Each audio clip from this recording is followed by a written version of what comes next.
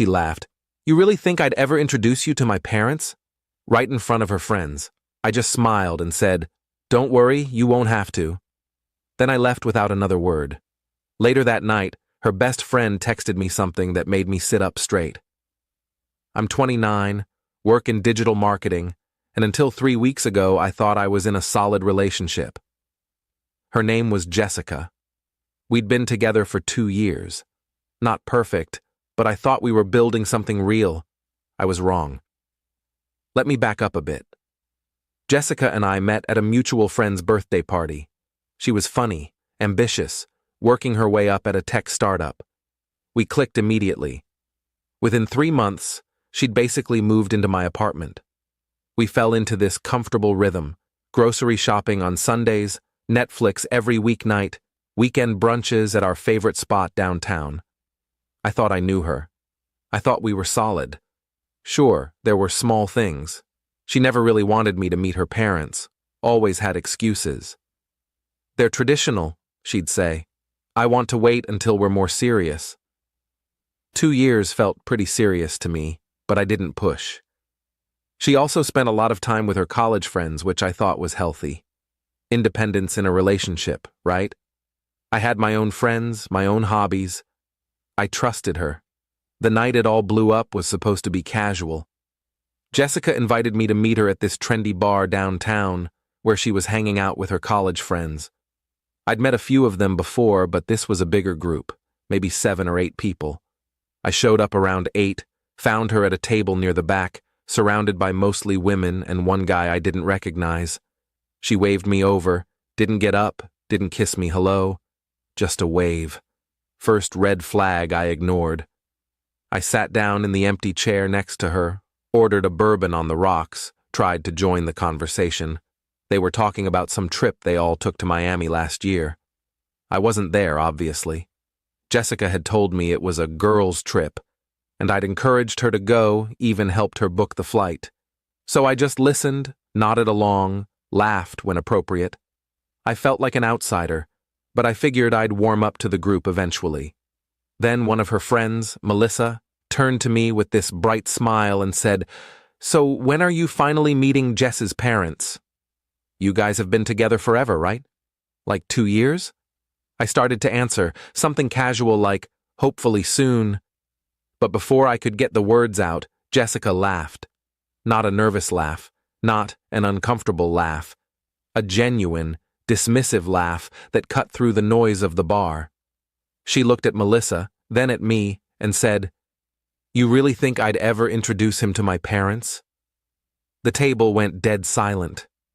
I felt my face get hot, that prickly sensation you get when you've been slapped in public. Someone coughed. The guy across from me suddenly became very interested in his phone. Another friend stared into her wine glass like it held the secrets of the universe. Jessica just sat there smirking, swirling her martini, like she'd made a joke only she understood. I could feel everyone's eyes on me, waiting to see how I'd react. Would I yell? Would I defend myself? Would I shrink down and pretend it was funny? I didn't do any of that. I looked at her, really looked at her, and for the first time in 2 years, I felt like I was seeing a stranger. I smiled. Not a fake smile, but the kind of smile you give when you've just figured out the punchline to a joke you didn't know you were part of, and said, Don't worry, you won't have to. Then I stood up, dropped a 20 on the table for my drink, and walked out. I heard someone say, Dude, what the hell? Behind me, maybe directed at Jessica, but I didn't turn around. I didn't need to see her face. I got in my car and drove home. My hands were shaking the whole way.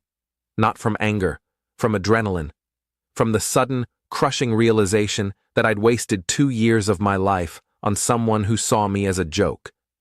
I expected her to text me, call me, something, apologize, explain, beg me to come back.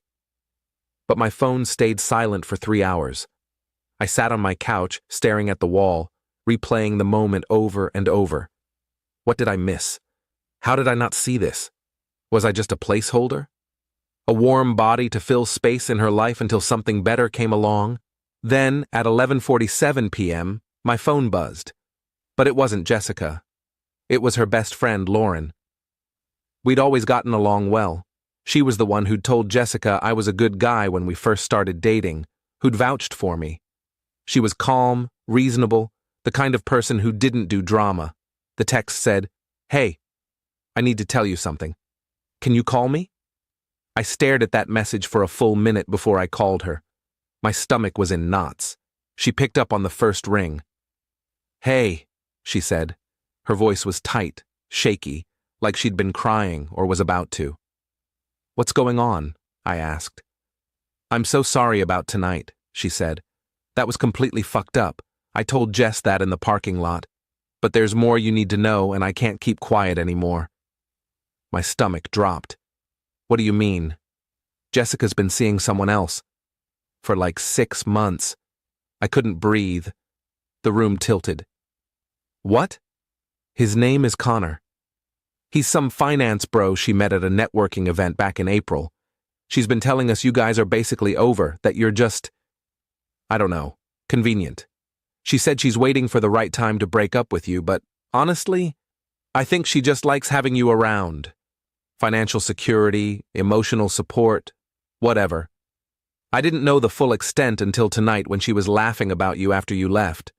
She said you're too nice to make a fuss, that you'd just accept whatever she told you. And I couldn't sit with that anymore. You don't deserve this." I felt numb. 6 months?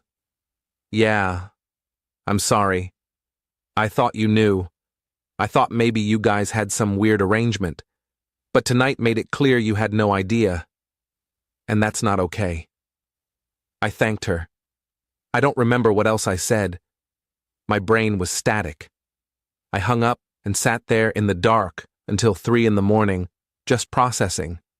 6 months, half a year. All those nights she said she was working late, all those weekends with the girls, all those times she'd been distant or distracted. She'd been with him. Then I started planning. Update 1, Jessica finally texted me the next afternoon. "Hey, can we talk? I think you overreacted last night." Overreacted. Like I was the problem. I didn't respond. Instead, I called my buddy Marcus, who works in IT security. I asked him a hypothetical question about shared cloud storage and whether someone could access another person's backups. He explained it to me. Turns out, Jessica and I had been using the same iCloud family plan for over a year to save money, her idea, ironically, which meant I technically had access to her photo backups if I knew her login, which I did because she'd used my laptop 100 times and her password was saved. I'm not proud of what I did next, but I was hurt and angry and I needed to know the truth. I logged in, and there it was. Hundreds of photos. Her and this Connor guy. Vacations I thought she took with work friends. Romantic dinners. Hotel rooms with rose petals on the bed. There was even a photo of them from 2 months ago at what looked like his family's lake house, both of them in matching Christmas sweaters, his arm around her waist, her leaning into him with the kind of smile she used to give me. I felt sick. I downloaded everything. Then I logged out and cleared my search history like I was committing a crime. She called me that night. I didn't pick up.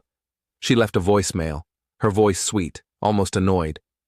"Look, I'm sorry I embarrassed you. I was drunk and stupid. Can we please just talk? I miss you." I texted back. "We can talk tomorrow. Coffee at Brood Awakening, 2 p.m. She replied immediately, "Okay. Thank you. I love you." I stared at those 3 words. I love you. Did she? Had she ever? I didn't respond. Update 2. She showed up 15 minutes late, wearing the blue sundress I'd bought her for her birthday. She sat down across from me, smiling like nothing had happened, like she hadn't humiliated me in front of her friends, like she hadn't been living a double life. "Hey," she said, reaching for my hand across the table. "I'm really sorry about the other night. I don't know what I was thinking. I was drunk and being stupid." I pulled my hand back. "Tell me about Connor." Her face went white, literally drained of color. "What?" "Connor. The guy you've been seeing for 6 months. She opened her mouth, closed it, opened it again. Who told you that? Does it matter? It's not what you think, she said, and I almost laughed because that's what they always say. We're just friends. Stop. I pulled out my phone, opened the photos folder, and slid it across the table. I have about 300 photos that say otherwise. Her hand shook as she picked up the phone. She scrolled for maybe 5 seconds before she put it down, her eyes filling with tears. How did you iCloud family plan? I said. You're terrible at technology, by the way. You should probably change your password. She started crying. Real tears this time, not the manipulative kind she'd use when she wanted something. These were panicked, desperate tears. I didn't mean for this to happen. Connor and I we connected. We met at this event and started talking, and it just happened. But I do care about you. I didn't want to hurt you. You didn't want to hurt me, I repeated slowly. But you humiliated me in front of your friends, spent 6 months lying to my face, and let me think we had a future together while you were planning your life with someone else. I was confused, she said. I didn't know how to end things with you. You're so good to me. You're stable and kind and convenient, I finished for her. That's the word Lauren used. Convenient. She flinched. She had no right. She had every right, I said. She's a better friend to me than you ever were a girlfriend. We're done, Jessica. I want you out of my apartment by the end of the week. I'll stay at Marcus's place until you're gone. Leave your key on the counter. She grabbed my hand across the table, her nails digging into my skin. Please, can we just talk about this? I'll end things with Connor. I'll do whatever you want. I made a mistake. Please. I pulled my hand away and stood up. No, we can't. And you should know. I already talked to the landlord this morning. The lease is only in my name. You have no legal right to stay. So pack your stuff and get out. I left her sitting there, crying into her cold coffee. I'd already talked to my landlord that morning, explained the situation. He was sympathetic, told me I had every right to ask her to leave. Update 3. She moved out in 3 days. Lauren helped her pack, texted me updates so I'd know when it was safe to come home. She's taking the coffee maker, one text said. I didn't care. She could take whatever she wanted. I just wanted her gone. Lauren texted me after, she's a mess. But you did the right thing. I'm proud of you. I blocked Jessica on everything, phone, social media, email. I even blocked Connor, though we'd never spoken and never would. I needed a clean break, a fresh start, no reminders. 2 weeks later, Lauren texted me again. Are you sitting down? My heart sank. What now? Connor broke up with Jessica. I actually laughed out loud in the middle of the grocery store. Why? Apparently he didn't know she was still in a relationship with you. She told him you guys broke up last year, that you were just roommates finishing out a lease. When he found out the truth, I think someone from our group told him, he lost it. Called her a liar and a cheater and blocked her on everything. Karma, I said, and I meant it. There's more, Lauren said. She tried to go back to her parents' house. They kicked her out. What? Why? Her mom found out about the whole thing. Jessica's parents loved you, by the way. They thought you were going to propose. Her mom had been asking about you constantly. When they found out what Jessica did, her mom told her she was embarrassed to call her her daughter. Said she didn't raise her to be a cheater and a liar. I didn't know how to feel about that. Part of me felt vindicated, like the universe was balancing the scales. Part of me just felt sad. Sad for the time I'd wasted.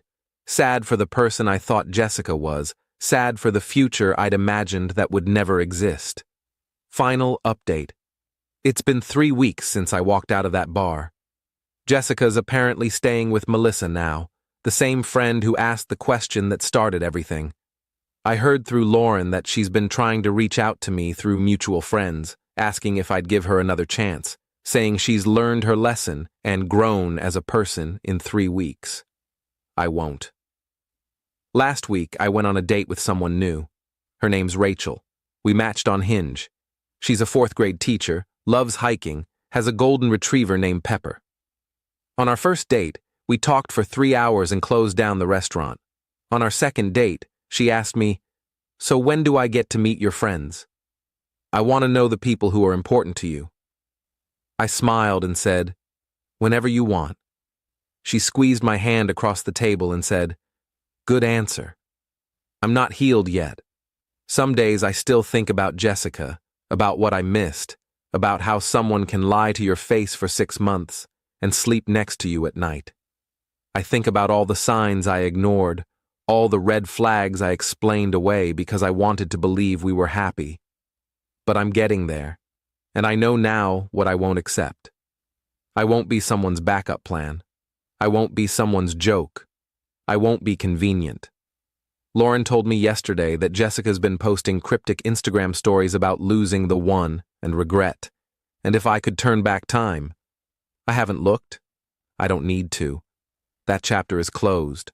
I'm moving forward. I'm building something new. And honestly, I've never felt lighter.